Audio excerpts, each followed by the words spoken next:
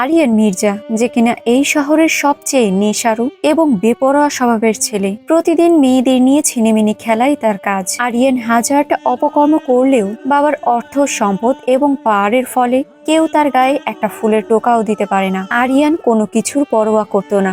বেপরোয়া আরিয়ানের জীবনে হুট করে একটা শান্ত ও মিষ্টি মেয়ের আবির্ভাব হয়, আর মেয়েটাকে আরিয়ান মন থেকে ভালোবেসে ফেলে। তবে দেখা যায় শান্ত মেয়েটি প্রতিশোধের নেশায় অনেক আগে থেকেই আরিয়ানকে তার প্রেমের জালে ফাঁসানোর জন্য প্ল্যানিং করে রেখেছিল। কি এমন ঘটেছিল মেয়েটির জীবনে যার জন্য মেয়েটি ভালোবাসার নাম করে আরিয়ানের ওপর থেকে প্রতিশোধ তুলল? এমন মিষ্টি, রোমান্টিক আর ইমোশনালে ভরপুর বাংলাদেশের বহুল সারা জাগানো প্রাপ্ত মুভি বরবাদের কাহিনী আজ আপনাদের সাথে শেয়ার করব। জলদি জলদি সাবস্ক্রাইব করে নিন। তো চলুন বেশি কথা না বাড়িয়ে শুরু করা যাক আজকের মুভির এক্সপ্লেনেশন। স্কুল টাইমে শিক্ষক ছাত্রছাত্রীদের খুব সুন্দর করে অঙ্ক বুঝিয়ে দিচ্ছিল।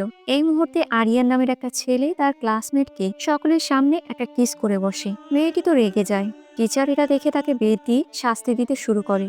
তবে এই শাস্তি ছেলেটির আত্মসম্মানে লেগে যায়, তাই চোখের পলকে সামনে থাকা কাটা কম্পাস দিয়ে লোকটির জায়গা মতো আঘাত করে। লোকটি ব্যথায় চিৎকার করে ওঠে। রাতের বেলা আরিয়ান মির্জার বাবা আদিব মির্জা এই শিক্ষকের বাড়িতে এসেছে। মির্জা সাহেব বলে, যা ঘটেছে তার জন্য আমি মর্মাহত আর শোকাহত, তবে এতে আমার ছেলের কোনো দোষ নেই। আয়ও কেনা যায় না, আল্লাহর মাল আল্লাহ নিয়ে গিয়েছে। আমার ছেলে তো মাত্র একটা উসিলা। যেহেতু আপনার হাজবেন্ড আপনার পরিবারের একমাত্র ইনকাম হোল্ডার ছিলেন, সেহেতু আমি আপনাকে কথা দিচ্ছি আপনার সংসারের সমস্ত খরচা আমি বহন করব। প্রয়োজন হলে আপনাকে আমি ব্ল্যাঙ্ক চেকও দিয়ে দিচ্ছি, শুধুমাত্র আমার ছেলের মামলাটা তুলে নিন। বোন, আপনার কাছে আমি হাত জোর করছি। শিক্ষকের স্ত্রী বলে, আপনার ছেলে একটা জানোয়ার, আমি ওকে জেলে।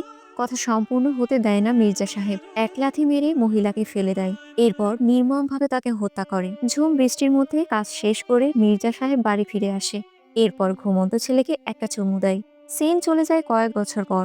আরিয়ান বলছে, আমি আমার ভবিষ্যৎ নিয়ে ভাবি না, অতীত নিয়েও ভাবি না। আমি শুধু একটা জিনিসই ভাবি, নিতু। নিতু শুধুই আমার। মির্জা সাহেবের বাড়ি থেকে অসংখ্য বন্দুক নিয়ে আরিয়ান তার দলবল সহ একটি স্থানে গিয়ে হেলিকপ্টারে ওঠে। আরিয়ান বলে, শাহজাহান যদি মমতাজকে ভালোবেসে একটা তাজমহল বানাতে পারে, তাহলে আমি নিতুর জন্য একটা না 100টা তাজমহল বানাতে পারি। আবার 100 তাজমহল ভেঙে চুরে কবরও বানাতে পারি। নিতু আমার, নিতু শুধুই আমার। নিতুরে না পাইলে আমি পুরো দুনিয়া বরবাদ করতে পারি। সিন বর্তমানে চলে আসে, যেখানে নিতু হত্যার বিচার চেয়ে সাধারণ জনগণ বিক্ষোভ মিছিল শুরু করেছে। সকলে নিতু হত্যাকারীর ফাঁসি চাচ্ছে। পুরো দেশে অরাজকতা সৃষ্টি হয়ে গিয়েছে। আজকে আদালতে আরিয়ান মির্জার কেসের হিয়ারিং। উকিল সাহেব জজকে ধন্যবাদ দিয়ে তার বক্তব্য শুরু করেন। উকিল বলে, আরিয়ান মির্জার কুকর্ম সম্পর্কে আমরা সবাই জানি, শুধুমাত্র ওনার বাবা কিছুই জানেন না। আরিয়ান মির্জার কুকর্মের লিস্ট বলে শেষ করা যাবে না, যেমন ড্রাগস অ্যাডিক্টেড, এতটাই অ্যাডিক্টেড বলে বোঝানো সম্ভব নয়। নেশা করে রাস্তাকে বাপের বাড়ি মনে করে ধুমচে গাড়ি চালায়। বেপরোয়া গাড়ি চালানোর জন্য এক পর্যায়ে অনেক ধাওয়া করে পুলিশ অফিসাররা আরিয়ানকে ধরে ফেলে। পুলিশ বলে, ওকে ধরে নিয়ে আয়। কনস্টেবল আরিয়ানকে বাইরে বেরোতে বলে। আরিয়ান বলে, আমি যদি নিচে নামি তাহলে তোদের পায়ের নিচে মাটি থাকবে না। এ কথায় পুলিশ রেগে যায়। পুলিশ গাড়ির কাছে গিয়ে বন্দুক ধরে আরিয়ানকে বাইরে বেরিয়ে আসতে বলে। তবে যখন বসের এন্ট্রি হয়, পুলিশ তার চেহারা দেখে বারবার সরি বলতে শুরু করে, আর পুলিশ ফোর্সকে পুরো রাস্তা ক্লিয়ার করে দিতে বলে। এত পাওয়ার এসেছে কিন্তু আদিব মির্জার জন্যই। আদিব মির্জার ছেলে আরিয়ানের চরিত্র তো ফুলের মতো পবিত্র। কি ফুল জানেন? ধুত্র ফুল। যে ফুল গায়ে লাগলেই শরীরে চুলকানি শুরু হয়ে যায়, ঠিক সেই রকম মেয়েদের দেখলেই তার শরীরে এক ধরনের চুলকানি শুরু হয়ে যায়। এটা ছোটবেলায় থেকেই আরিয়ান মির্জার স্বভাব। আরিয়ান যেই পরিমাণ নারীদের সাথে ফুর্তি করেছে, সেই পরিমাণ পানি আপনি আমি এ পর্যন্ত কেউই পান করিনি। ঢাকা শহরে যত নামি দামি হোটেল এবং বার রয়েছে, সব স্থানেই তার যাতায়াত থাকতো। কোনো নারীকে পছন্দ হয়ে গেলে টাকার বিনিময়ে অথবা জোরপূর্বক তার সঙ্গে ফুর্তি করত। ঠিক এমন একটি ক্লাবে নিতু হত্যার সূচনা শুরু হয়। এরপর ঈদের আগে হুট করে মুক্তি পাওয়া ইউটিউবে ঝড় তোলা ভাইরাল গান চাঁদ মামা দেখানো হয়। আরিয়ান প্রচুর আনন্দ করে নুসরাতের সঙ্গে। ফুর্তির এক পর্যায়ে সে তার গাছের পাতা চারিদিকে ছড়িয়ে দেয়। এই বিষয়টা দূর থেকে নিতু লক্ষ্য করে। তাই নাচ গান শেষ হলেই নিতু আরিয়ানের সাথে 2 মিনিট কথা বলার জন্য একটু রিকোয়েস্ট করে। প্রথম দেখায় আরিয়ান নিতুর উপর ক্রাশ খেয়ে যায়। বডিগার্ডরা নিতুকে আটকে ফেলে, তবে আরিয়ান হাতের ইশারায় বডিগার্ডদের সরে যেতে বলে। নিতু কিছুটা সংকোচের সাথে বলে, আমার নাম নিতু, আমি একটা কোম্পানিতে অ্যাসিস্ট্যান্ট ম্যানেজার হিসেবে কাজ করি। আমাদের বস আমাদের সাকসেস পার্টির ডিনারে নিয়ে এসেছে। কিছু মনে করবেন না, আমি কোম্পানির পাশাপাশি একটা চ্যারিটি অর্গানাইজেশনের সাথেও জড়িত। সেখানে গরিব বাচ্চাদের খাওয়া দাওয়া, ওষুধ এসবের খেয়াল রাখা হয়। কাজল চোখে টলমল পানি নিয়ে আতঙ্কের সহিত নিতু বলে, স্যার, আজকে আমি দেখেছিলাম আপনি অনেকগুলো টাকা ছুড়ে দিচ্ছিলেন। স্যার, যদি সামান্য কিছু টাকা চ্যারিটির উদ্দেশ্যে ডোনেট করতেন তাহলে খুব ভালো হতো। নিতু চ্যারিটির প্রোফাইলও দেখায় আর বর্ণনা দিতে শুরু করে। তবে আমাদের হিরো তো তার নায়িকাকে অপলক দৃষ্টিতে দেখতে থাকে।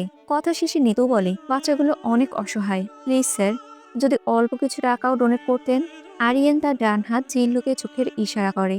একটি ব্রিফকেস ভর্তি টাকা নিতুর সামনে রাখা হয়। নিতু অবাক হয়ে বলে, এত টাকা? জিল্লু বলে, ম্যাডাম, এটা আপনার কাছে অনেকগুলো টাকা হতে পারে, কিন্তু স্যারের জন্য অল্প কিছু, যেটা আপনি চেয়েছিলেন। আরিয়ান মুচকি হেসে নিতুকে টাকাটা গ্রহণ করতে বলে। নিতু খুশিতে আত্মহারা। আরিয়ান নিতুকে ড্রিঙ্কসের অফার করে, তবে নিতু বলে সে ড্রিঙ্কস করে না, তাই তার জন্য একটা জুসের অর্ডার দেওয়া হয়। জুস পান করার শেষে নিতু আরিয়ানকে বারবার ধন্যবাদ জানায়। কিছুক্ষণের মধ্যে নিতু জ্ঞানহারা হয়ে পড়ে। জিল্লু বলে, স্যার, ওনাকে দেখে বোঝা গেল এই টাকার 5 ডাবল টাকা দিলেও দরকার হয় নিজেকে শেষ করবে। এরপরেও উনি এ বিষয়ে রাজি হবেন না। আরিয়ান বলে, যেটা টাকা আর ক্ষমতায় পাওয়া যায় না, সেটা 100% এক্সক্লুসিভ। এরপর আরিয়ান তার গাড়িতে করে নিতুর বাড়ির উদ্দেশ্যে রওনা করে। ঘুমের ঘোরে নিতু হুট করেই আরিয়ানের কাঁধে মাথা রেখে ফেলে। এই মুহূর্তে আরিয়ানের হৃদয়টা যেন থমকে যায়। আরিয়ান নিতুর শরীরের সুঘ্রাণ নিয়ে ভালোবাসার অনুভূতি অনুভব করতে শুরু করে। এর মধ্যেই অচেতন অবস্থায় নিতু বলে, হাঁসফাঁস করছে আমার, আমি গাড়িতে যাব না, গাড়ি এখানেই থামাও। আরিয়ান গাড়ি থামিয়ে নিজে নিতুকে কোলে করে নিয়ে বাড়ির মধ্যে প্রবেশ করে। এরপর নিতুকে বেডে শুইয়ে দেয়, পায়ের জুতো খুলে দেয়। তার শরীরের ওপর কমফোর্ট দিয়ে আরিয়ান বেরিয়ে যায়। পরদিন নিতুর অফিসে আরিয়ান চলে যায়। দূর থেকে নিতুর কার্যক্রম দেখতে থাকে আরিয়ান। এক পর্যায়ে তো নিতুকে নিয়ে সেই স্থানে কল্পনা করতে শুরু করে। এ সময় নিতু তাকে দেখে ডাক দেয়। আরিয়ানের হুঁশ ফিরে আসে। নিতু বলে, স্যার, আমি আপনার কথাই ভাবছিলাম। আসলে আপনি এতগুলো টাকা চ্যারিটির ফান্ডের জন্য ডোনেট করেছেন, তাই যদি আপনি নিজে ওদের সাথে একটু দেখা করতেন, ওরা খুব খুশি হতো।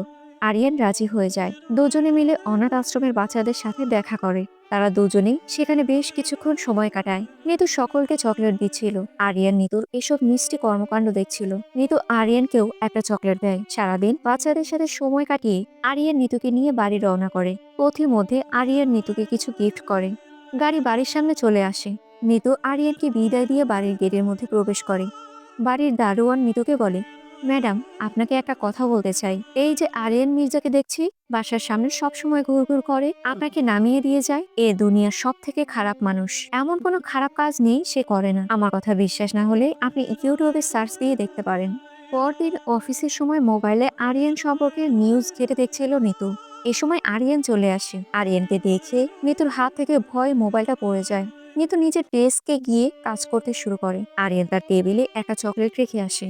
চকলেট রেখে নিতু লুকিয়ে আরিয়ানকে দেখতে যায়, তবে দুজনেরই চোখে চোখ পড়ে যায়। পরদিন আরিয়ান নিতুকে একটা গাড়ি গিফট করে। এর পরের দিন অফিস টাইমে নিতু কাজ করছিল। আরিয়ান তাকে সকল কাজ বাদ দিতে বলে তার সাথে একটা বাড়িতে নিয়ে যায়। নিতুর জন্য এই বাড়িটি আরিয়ান কিনেছে। আরিয়ানের মামা বলা যায় আদিব মির্জার ক্যাশিয়ার। সকল কিছুর দায়িত্ব তার উপর। তবে আরিয়ানের এত বিশাল বাজেটের সম্পদ কিনতে শুনে আরিয়ানের মামা রেগে যায়।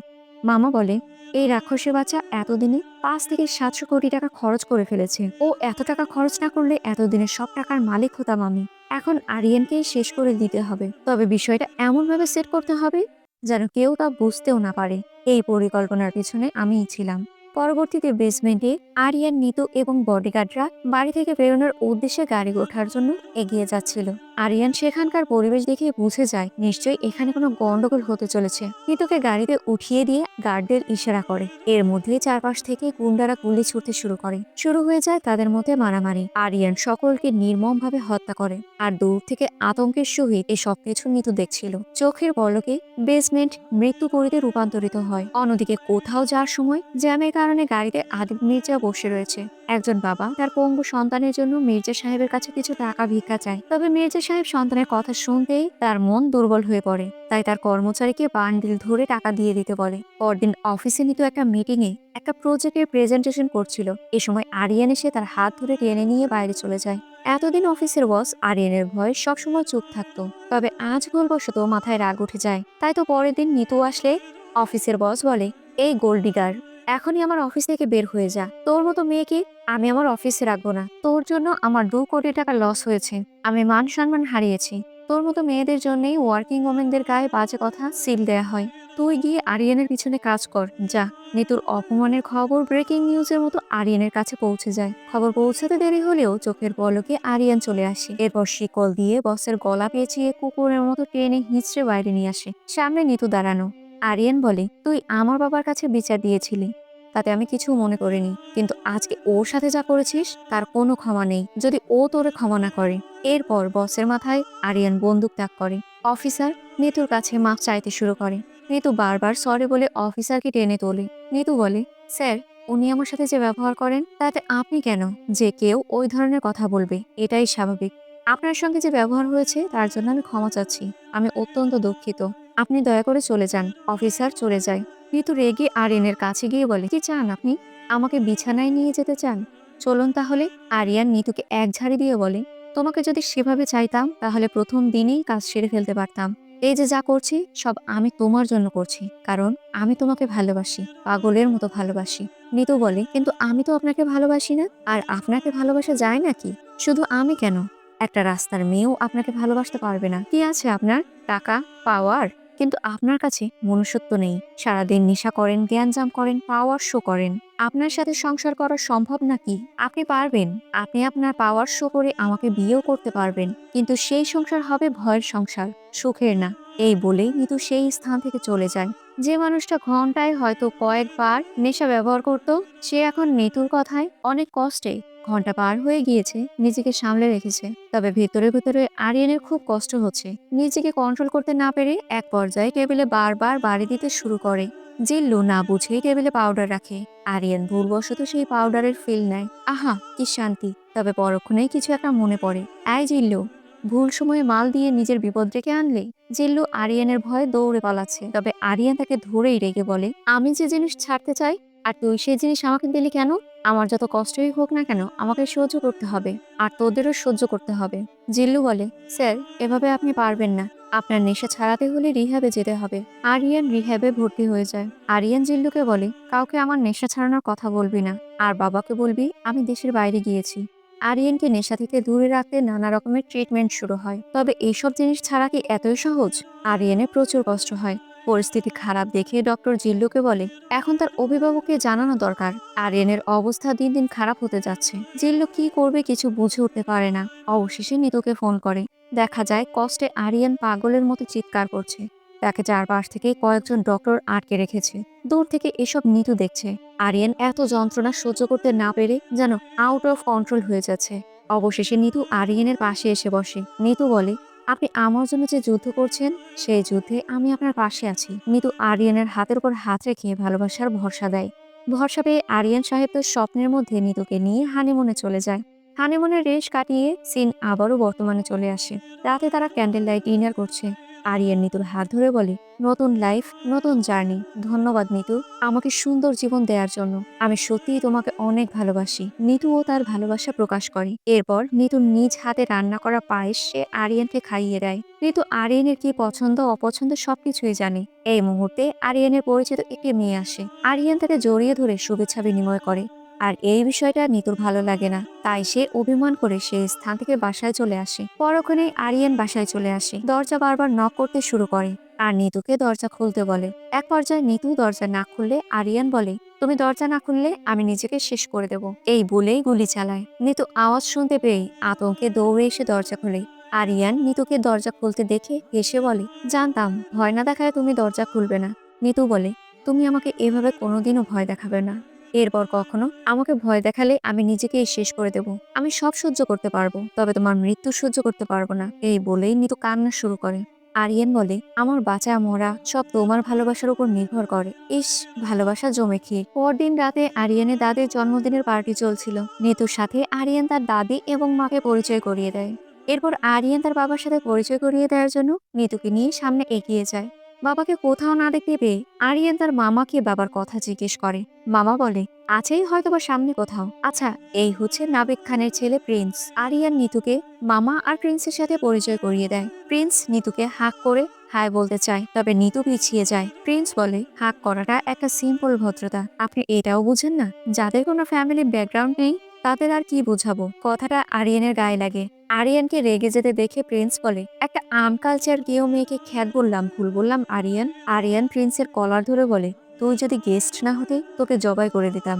প্রিন্স বলে, আমি নাবিদ খানের ছেলে প্রিন্স, আমি যদি ড্যাশ করি তাহলে এরকম 4-5টা মেয়ে এমনিতেই ভেসে যাবে, আর তুই এই মেয়ের জন্য আমাকে অপমান করলি, আমি তোকে দেখে নেব। সেই স্থানে আরিয়ান কোনো কথাই বাড়ায় না। তবে পরবর্তীতে প্রিন্স একটা বারে থাকা অবস্থায় আরিয়ান সেখানে তার দলবল সহ পৌঁছে যায়। প্রিন্সের সকল গার্ডদের মেরে ফেলা হয়। এরপর আরিয়ান নিজে প্রিন্সের উপর ড্যাশ করে। উচিত শিক্ষা দেয়া শেষে আরিয়ান বেরিয়ে যায়। পরদিন প্রিন্স এসব ঘটনা মনে করে বারবার ফুঁসলে উঠছিল। প্রিন্স তার বাবার কাছে গিয়ে বলে, ও আমার মুখ নোংরা করেছে, আমি ওকে কিছুই বলতে পারিনি। এখানে যদি ভাইয়া থাকতো তাহলে ওকে পিস পিস করে কেটে ফেলতো। তুমি এক্ষুনি ভাইয়াকে ফোন দিয়ে দেশে আসতে বলো। নাবিদ সাহেব বলে, সেই জন্যই তো ওকে দেশে আনছি না। ও কত ভয়ঙ্কর তা শুধুমাত্র আমি জানি। সে শুধু কুচি কুচি করে কাটতোই না, বরং আরিয়ানদের গোষ্ঠীর উদ্ধার করে ছাড়তো। নাবিদ সাহেবের ছেলের নাম ফারহান। অতীতে দেখানো হয় এক পুলিশ অফিসারের বউয়ের সম্মানহানি সবার সামনেই তিনি করেছেন। এরপর ফারহান নিজের হাতে মেয়েটিকে মেরে ফেলে। তাই অফিসার তার ফোর্স সহ ফারহানের ওপর আক্রমণ করতে থানা থেকে বের হয়। এই মুহূর্তে ফারহান এসে বলে, যদি থাকে নসিবে আপনা আপনি আসিবে। এসে পড়েছি আমি। থানার সকলের হাতে বন্দুক থাকা সত্ত্বেও সকলে ভয়ে কাঁপছে।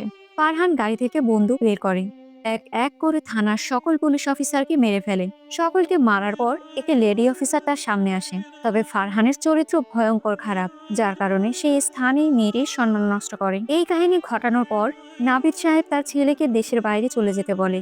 তবে ফারহান এ দেশ ছেড়ে কোথাও যেতে রাজি নয়। নাবিদ সাহেব বলে, হ্যাঁ তুমি এই দেশেই থাকবে, আর প্রতিদিন একটা করে মেয়ের সম্মান নষ্ট করবে। সেই চাপ সামলাতে হবে আমাকেই, তাই না? আজকেও কতগুলো পুলিশকে মেরে ফেলেছো।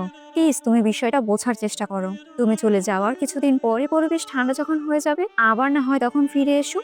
বর্তমানে নাবিদ বলে, এই জন্যই বাবা হয়েও ছেলেকে দেশে আসতে রেস্ট্রিকশন দিয়ে দিয়েছি। সে তো ঘটনা ঘটিয়ে খালাস, কিন্তু চাপ তো সামলাতে হয় আমাকে। প্রিন্স রেগে বলে, আমার সাথে যে কাজটা হয়েছে তাতে তোমার চাপ লাগছে না? ঠিক একই কাজ যদি তোমার সাথে হতো তুমি কি চুপ করে বসে থাকতে? বাবা এই দুই শয়তানের ঠেলায় অতিষ্ঠ। অসুস্থ শরীর নিয়ে কোনো মতে দাঁড়িয়ে ঠাস করে ছেলের গালে একটা চড় দিয়ে বসে। এই মুহূর্তে আরিয়ানের মামা চলে আসে। মামা বলে, আপনার ছেলে তো শুধু শুধু রাগেনি, যে কাজ গতকাল রাতে আরিয়ান করেছে তাতে তো রাগ ওঠারই কথা। মন্ত্রীর ছেলের সাথে এমনটা করলো আর আপনি কিছুই করতে পারলেন না। এসব কিছু হয়েছে কার জন্য? ওই মেয়েটার জন্য। পরবর্তীতে গুন্ডারা নিতুকে গুলি করে। কিছুক্ষণ পরে আরিয়ান চলে আসে। নিতুকে দ্রুত হসপিটালে নিয়ে যাওয়া হয়। তবে আরিয়ানের মনের মধ্যে তো যে এই কাজ করেছে তার জন্য ক্ষোভ জন্মেছে। হঠাৎ করেই সিসি ক্যামেরার কথা মনে পড়ে, তাই জিল্লুকে এই ব্যাপারে খোঁজ নিতে বলে। আরিয়ান নিতুর কাছে বসে রয়েছে। এই সময় জিল্লু ফোন করে বলে, স্যার বল আমাদের হাতে এসেছে। আরিয়ান ফোনটা রেখে দেয়। নিতুর হুঁশ ফিরে আসে। আরিয়ান তার মাথায় হাত বুলিয়ে দিয়ে কপালে আলতো একটা চুমু খায়। এরপর সে শুটারকে ধরে ফেলে। লোকটি জানায়, আমি শিহাব সাহেবের হয়ে কাজ করি, আমাকে মাফ করে দিন। শিহাব সাহেব হচ্ছে আরিয়ানের মামা। তবে এই মাফের কি কোনো ক্ষমা আছে? লোকটিকে শেষ করে দেয়া হয়। পরবর্তীতে রুমে মামাকে ডেকে আনা হয়। আরিয়ান বলে, সারা জীবন শুনেছি মামু ভাগিনা যেখানে বিপদ নাই সেখানে। এখন দেখছি তুমিই আমার বিপদ। আমি সব জানি। বাবার বিজনেসের টাকা কাটিং করে বিদেশের সম্পদের পাহাড় বানাইছো। কিচ্ছু বলিনি, কারণ ওটা আমার কাছে কোনো ম্যাটারই না। কিন্তু এখন যেখানে হাত দিয়েছো এটা আমার কাছে অনেক বড় ম্যাটার। এই বলেই আরিয়ান নিজ হাতে মামুকে খালাস করে দেয়। পরদিন পরিবারের সকলেই শোকাহত। আদিব মির্জার গার্ড খোঁজ নিয়ে জানতে পারে এই ঘটনার পেছনে আরিয়ানের হাত রয়েছে। তাই সে তার বসকে এই বিষয়টা জানায়। পরবর্তীতে বাবা আর ছেলে একই স্থানে বসে রয়েছে। বাবা বলে, ঋতুর পরিবারকে আমাদের সাথে দেখা করতে বলো, আমি তোমাদের বিয়েটা পাকাপোক্ত করে ফেলতে চাই। পরদিন পারিবারিক আনুষ্ঠানিকতা শুরু হয়। বাড়ি ভর্তি মেহমান। আর এই প্রথমবার নিতুর সাথে আরিয়ানের বাবার সাক্ষাৎকার হয়। নিতু পুরো মুভির কাহিনী পাল্টে দিয়ে আদিব মির্জাকে সুন্দর করে একটা গালি দেয়। এরপর সকলের সামনে সুন্দর করে আগুন জ্বালায়। আরিয়ান বলে, নিতু তুমি কি করছো? এ আমার বাবা। নিতু বলে, ঠিক আমারও বাবা ছিল। সিন চলে যায় আরো অতীতে। বাবা, বড় বোন আর নিতু, এই নিয়ে তাদের ছোট্ট একটা সংসার। অন্যদিকে সমস্ত দলীয় নেতা একটা মিটিং এ বসেছে। তারা দল থেকে স্পেশাল কোনো সুবিধা ভোগ করতে পারেনি। যত বিপদ আপদ সবারই একারই সামলাতে হয়েছে। তাই দলীয়ভাবে সবাই তাদের নেতাকে বোম ব্লাস্টিং এর মাধ্যমে শেষ করে দেওয়ার চিন্তা করে। বিদেশ থেকে বিদেশি লোক আর বিদেশি মাল আনা হয়। পরক্ষণেই বিস্ফোরণ ঘটানো হয়। এতে করে প্রধানমন্ত্রী সহ অনেকেই মারা যায়। এরপর বিষয়টা ধামাচাপা দেওয়ার জন্য গ্রামের কোনো এক নিরীহ লোকের সন্ধান খুঁজতে থাকে তারা। অবশেষে নিতুর বাবাকেই তারা টার্গেট করে। একদল পুলিশ অফিসার মেরে নিতুর বাবাকে অ্যারেস্ট করে। দুই বোন কি করবে কিছু বুঝে উঠতে না পেরে তার চাচার কাছে গিয়ে এ ব্যাপারে সমাধান চায়। চাচা বলে, এই মুহূর্তে তাদের সাহায্য করতে পারে একজনই, সে হচ্ছে আদিব মির্জা। আমি তার অফিসে কাজ করি। রাতের বেলা আদিব মির্জা লাল পানি খাচ্ছে। নিতুর বোন তাকে রিকোয়েস্ট করে যেন তার বাবাকে যে কোনো মূল্যে ছাড়িয়ে দেওয়ার ব্যবস্থা করা হয়। তবে নেশারু আদিব মির্জা মেয়েটির কাছে তার সম্মান চেয়ে বসে। অবশেষে কোনো উপায় না পেয়ে মেয়েটি আদিব মির্জার কথায় রাজি হয়ে যায়। বাড়ি এসে আদরের ছোট বোনকে নিজ হাতে ঘুম পড়িয়ে দেয়। এরপর একটা চিঠি লেখে। সব ইচ্ছায় এই দুনিয়ার মায়া ত্যাগ করে মেয়েটি। এসব করেও লাভ হয় না, কারণ দলীয় নেতারা মিথ্যে প্রমাণের মাধ্যমে নিতুর বাবাকে পুরোপুরি ফাঁসিয়ে দেয়। তাই আদালত থেকে মৃত্যুদণ্ডের রায় দেয়া হয়। বর্তমানে নিতু বলে, তোমার বাবার জন্য আমার পুরো পরিবার ধ্বংস হয়ে গিয়েছে, এবার তোমার জন্য তোমার বাবা ধ্বংস হবে, কারণ আমার বোঝা হয়ে গিয়েছে তোমার বাবার সবচাইতে দুর্বল জায়গা তুমি, আর তোমার উইক পয়েন্ট হচ্ছে আমি। আমি তোমার জীবনে না থাকলে তোমার জীবন জাহান্নামে পরিণত হবে, আর তুমি জাহান্নামে থাকলে তোমার বাবাও শাস্তি ভোগ করবে। তাই আমি তোমার সঙ্গে প্রেমের অভিনয় করেছি। সো মিস্টার আরিয়ান মির্জা, আমি আপনাকে ভালোবাসি না, এটা সম্পূর্ণ একটা প্রতিশোধ ছিল। এই বলে নিতু বেরিয়ে পড়ে। স্ক্রিনে দেখা যায় আরিয়ান দৌড়ে নিতুর কাছে গিয়ে বলে, নিতু, আমি মানছি তোমার পরিবারের সাথে আমার বাবা যা করেছে তা খুব অন্যায় হয়েছে, কিন্তু এটা তো আমার বাবা করেছে, আমি তো করিনি। নিতু সুন্দর করে একটা কথা বলে, তোমার বাবার নাম, টাকা পয়সা, সম্পত্তি সবটা যদি তুমি ভোগ করতে পারবে তাহলে পাপটা কেন ভোগ করতে পারবে না? আরিয়ান বলে, আমার বাবার সব পাপ আমি ভোগ করব, শুধু এই পাপ ছাড়া। নিতু, আমি তোমারে ভালোবাসি, আমি তোমাকে চাই, আমি তোমাকে ছাড়া বাঁচতে পারবো না। নিতু বলে, আমিও তো এটাই চাই, যে তুমি আমায় ভালোবেসে আমাকে ছাড়া না থাকতে পেরে ধ্বংস হয়ে যাও, আর আমি তোমার ধ্বংস চাই। নিতুর ধোকায় দেবদাস হয়ে আরিয়ান খেজুর রস খেতে শুরু করে। এই সময় জিল্লু আরিয়ানকে জানায় নিতু গাড়ি আর ফ্ল্যাটের চাবি রেখে গিয়েছে। এ কথা শুনে আরিয়ান সেই মুহূর্তে তার বাবাকে নিয়ে নিতুর বাড়ি চলে আসে। এরপর তার বাবাকে ছাড়ি দিয়ে নিতুর কাছে ক্ষমা চাইতে বলে। আদিব সাহেব বলে, আমি দুঃখিত মা, আমি জানি আমি অনেক বড় পাপ করেছি, এটা মহাপাপ। তবে এটা যখন করেছি তখন আমি সজ্ঞানী ছিলাম না, সেই মুহূর্তে আমার হিতাহিত কোনো জ্ঞান ছিল না। আমাকে বিশ্বাস করো, আমার অজান্তে বিষয়টা ঘটে গিয়েছে। সকালে ঘুম ভাঙলে এই বিষয়টা নিয়ে আমি সকলকে বোঝাতে চেষ্টা করি। বিশ্বাস করো মা, তবে কেউ আমার কথা শোনেনি আর বুঝতেও চেষ্টা করেনি। আরিয়ান বলে, সবাই আমার কথা শুনবে। জিল্লু, সবগুলোরে এক জায়গায় আনার ব্যবস্থা কর। জিল্লু সকলকে ফোন করে স্পেশাল ইভেন্টের কথা বলে আরিয়ান মির্জার বাড়িতে উপস্থিত হতে বলে। আরিয়ানদের বাড়িতে সকলেই উপস্থিত হয়েছে, তবে কেউ আদিব মির্জা কিংবা আরিয়ানকে কোথাও দেখছে না। এই মুহূর্তে আরিয়ানের এন্ট্রি হয় আর জিল্লুকে গেট বন্ধ করতে বলে আরিয়ান। শুরু হয় একভাবে গুলিছোড়া। পরক্ষণেই সকলের মৃতদেহ দেখা যায়। এই ঘটনা নিউজে ছড়িয়ে পড়েছে। প্রিন্স বলে, সেদিন আমার মুখের উপর দুর্গন্ধ ছড়িয়েছে, আর আজকে আমার বাপকেও খেয়ে ফেলেছে। অনেক সহ্য করেছি, যত দ্রুত সম্ভব ভাইয়াকে দেশে আনার ব্যবস্থা করো। পরদিন নিতুর বাড়িতে আরিয়ান মির্জা পৌঁছে যায়। নিতু বলে, সবাইকে মেরে দিয়েছো? তোমার কি মনে হয় তুমি সবাইকে মেরে ফেললে তোমাকে আমি মেনে নেব? না, আমি আবারও বলছি, আমি তোমাকে বিয়ে করব না। এবার কি করবে? তোমার বাবাকেও মেরে দাও। ওইটা করলে তো আমার স্বপ্ন পূরণ হবে না। আমি তো তোমাকে কষ্ট দেব, তোমার কষ্টে তোমার বাবা কষ্ট পাবে, সেটাতে আমি আরো 5 গুণ বেশি আনন্দ পাবো। আরিয়ান বলে, নিতু, তুমি কি পাগল হয়ে গিয়েছো? তুমি কি মনে করেছো আমি তোমার জন্য পাগলামি করতেই থাকবো আর তুমি আনন্দ পেতেই থাকবে? তোমার মতো হাজারটা মেয়েকে আমি চাইলে তড়িতে লাইনে দাঁড় করাতে পারি। আমি তোমার প্রেমে পড়েছিলাম 1 সেকেন্ডে, আর তোমাকে ছাড়তে লাগবে আমার 1 ন্যানো সেকেন্ড। তুই কি আমাকে ছাড়বি? আমি তোকেই ছেড়ে দিলাম, যা। এই বলে আরিয়ান চলে যায়। নিতু পেছন থেকে জড়িয়ে ধরে বলে, আমি দুঃখিত, প্লিজ আমাকে মাফ করে দাও।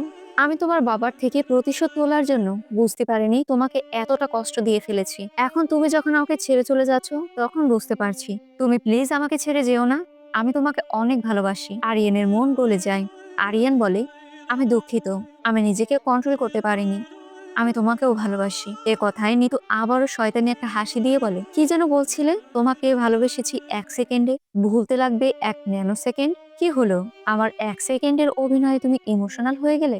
আরিয়ান অবশেষে প্রচুর রাগে নিতুকে একটা চড় দিয়ে বলে, প্রতিশোধ যখন নিবি তখন দুটো কবর খুঁড়ে রাখিস, যার একটা তোর জন্য আর অপরটা আমাদের জন্য। আরিয়ানের দিন এভাবেই কষ্টে চলতে থাকে। দিন যেতে থাকে, আরিয়ানের নেশার ঘোর আরো বাড়তে থাকে। খাওয়া দাওয়া সব বন্ধ। আরিয়ান তো নিতুকে ছাড়া কিছুই বোঝে না। পরবর্তীতে ঝুম বৃষ্টির মধ্যে ফারহান দেশে চলে এসেছে। প্রিন্সকে জড়িয়ে ধরে বলে, আর টেনশন নিস না, তোর ভাই এসে গিয়েছে। যে ঘটনা ঘটিয়েছে আর যার জন্য ঘটনা ঘটেছে দুজনকেই খুঁজে বের কর। নেশার ঘোরে আরিয়ান গাড়ি চালাচ্ছিল। এই সময় বড় ট্রাক এসে তাকে ধাক্কা দেয়। আরিয়ান খেয়াল করে সামনেই ফারহান, অর্থাৎ এটা পূর্ব পরিকল্পিত একটা প্ল্যান। পরবর্তীতে আরিয়ানকে হসপিটালে ভর্তি করানো হয়। তার অবস্থা খুবই খারাপ, যার জন্য অপারেশন করতে হবে। অপারেশন সাকসেসফুল হয়। বডির নিচের অংশ ভালো রয়েছে, তবে উপরের অংশ অনেকটা ক্রিটিক্যাল। আরিয়ানের সুস্থ হতে কয়েক মাস লেগে যায়। অনেকদিন পর মুখের ব্যান্ডেজ খোলা হয়। মুখের অবস্থা খুবই খারাপ। সেই আরিয়ান নিজের সুন্দর চেহারা এখন আর নেই। অন্যদিকে নিতুকে কিডন্যাপ করে নিয়ে প্রিন্সের বাড়িতে আসা হয়। ফারহান নিতুকে দেখে বলে, আমি ওকে বিয়ে করব। প্রিন্স বলে, এই মেয়েটার জন্য এত কিছু ঘটলো, তুমি তাকেই বিয়ে করবে? ফারহান বলে, এই মেয়ের জন্য একজনকে নয়, হাজার জনকে মারা যায়। এই প্রেমে একবার নয়, হাজার বার পড়া যায়। ওকে দেখার পর আমার বুকটা কেমন যেন নড়ে উঠছে। যাও, আমার বিয়ের ব্যবস্থাপনা করো। এই খবর জিল্লু আরিয়ানকে দেয়। আরিয়ান সবকিছু রেডি করতে বলে। পরবর্তীতে আরিয়ান হেলিকপ্টার নিয়ে বিয়ের আসরে চলে আসে। ফারহান দূর থেকে তাকে দেখে বলে, কই মাছের প্রাণ। শুরু হয়ে যায় দুই পক্ষের মারামারি। আরিয়ান একাই ফারহানের এতগুলো বডিগার্ডকে মেরে সাফাই করে দেয়। দূর থেকে নিতু অবাক দৃষ্টিতে আরিয়ানের দিকে তাকিয়ে রয়েছে। ধোঁকা খেয়ে আরিয়ান যেন একটা পশুতে রূপান্তরিত হয়েছে। যেই সামনে আসবে তাকে শেষ করে দেয়া হবে। এর মধ্যে আরিয়ান জিল্লুর কাছে মাল চায়। পানীয় পান করে আবারও শুরু করে। একসময় প্রিন্স সামনে আসলে তার হাত কেটে নাই করে ফেলে। এগুলো দেখে কাজী সাহেব ভয়ে পালায়। এরপর ফারহান আরিয়ানের সাথে মারামারি শুরু করে। তবে আরিয়ানের কাছে ফারহান হার মেনে যায়। জায়গায় ফারহানকে শেষ করে দেয়া হয়। এরপর পুড়িয়ে দেয়া হয়। আরিয়ান নিতুর কাছে এগিয়ে যায়। নিতু আরিয়ানের কাছে যেতে গেলে আরিয়ান তার পেটে গুলি করে। আহত অবস্থায় নিতুকে আরিয়ান জড়িয়ে ধরে বলে, আমি জীবনেও কোনোদিন কোনো মেয়ের প্রেম মায়ায় পড়িনি, কিন্তু তোর প্রেম আর মায়ায় পড়েছি। কখনো কোনো মেয়েকে নিয়ে স্বপ্ন দেখিনি, তোকে নিয়ে অনেক স্বপ্ন দেখেছি, আর তুই আমার স্বপ্নে ভেঙে চুরে বরবাদ করে দিচ্ছিস। আরেকজনের সাথে সুখে সংসার করবি? আরো একটা গুলি মারে। নিতু সেখানেই পড়ে যায়। আরিয়ান বলে, তোর জন্য আমি কি না করেছি। এই যে আমার শরীরে ক্ষত চিহ্ন, এতে আমার ব্যথা লাগে না। ব্যথা লাগে তখন যখন দেখি তুই আমার না। তুই আমার না হলে তো আর কারোর হতে পারবি না। নিতু অনেক কষ্টের মধ্যে বলে, যা করেছো ভালো করেছো। তোমার সঙ্গে প্রেমের অভিনয় করতে করতে আমি তোমাকে সত্যিকারের ভালোবেসে ফেলেছিলাম। অনেক ভালোবাসি তোমাকে। আমার বোনের হত্যাকারী সন্তানের সাথে সংসার করলে বেইমানি করা হতো না বলো? তাই এ জন্মে তোমার হতে পারলাম না। আরিয়ান চিৎকার করে জিল্লুকে বারবার ডাকতে শুরু করে। আরিয়ানের কোলেই নিতুর শেষ নিঃশ্বাস ত্যাগ হয়। বর্তমানে আরিয়ান আদালতে সকলের সামনে নিতু হত্যার স্বীকারোক্তি দেয়। আরিয়ান নিজে জর্জের কাছে নিজের ফাঁসি চায় এবং শেষমেশ আরিয়ানকে মৃত্যুদণ্ড দেয়া হয়। পরদিন ভোরবেলা আদালতে মৃত্যুদণ্ডের কার্যক্রম শুরু হয়। ছেলের মৃত্যুর সময়ে বাবা নিজেও বাড়িতে বসে নিজেকে শেষ করে দেয়। মুভির কাহিনী এখানেই শেষ হয়ে যায়। সো ভিউয়ার্স, ভিডিওটি কেমন লাগলো? ভালো লাগলে লাইক, কমেন্ট, শেয়ার এবং সাবস্ক্রাইব করবেন। আর এতক্ষণ আমার সাথে থাকার জন্য অসংখ্য ধন্যবাদ।